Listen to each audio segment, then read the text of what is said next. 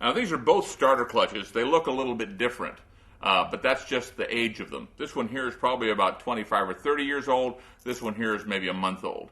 And they've gone through some changes, the bigger bosses, but the basic operation is exactly the same. This one, you had to take a ring clip out of it to open it, like this, and then you only had 4 ball bearings in it. Okay, and when the flywheel turns, they fly up into these holes, and they don't engage your drive dog here, your drive pulley or pinion, like that. To reassemble it, and you put it back together. This one is the later style. Let's open it up here. They don't want them to open by themselves. They actually ship them with 2 screws in them.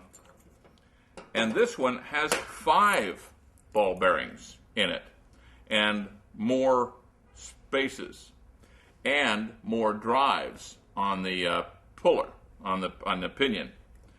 To reassemble that, and what happens is, I'll show you real quick. Put the ball bearings back in.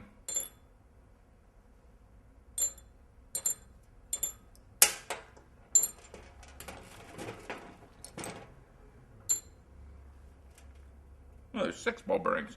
Shame on me. And another change, and if you'll look inside here, if it turns this way, the ball bearings are flying out of the way. When it turns this way, it engages the ball bearings and turns the flywheel. So that's the basic operation of a starter clutch.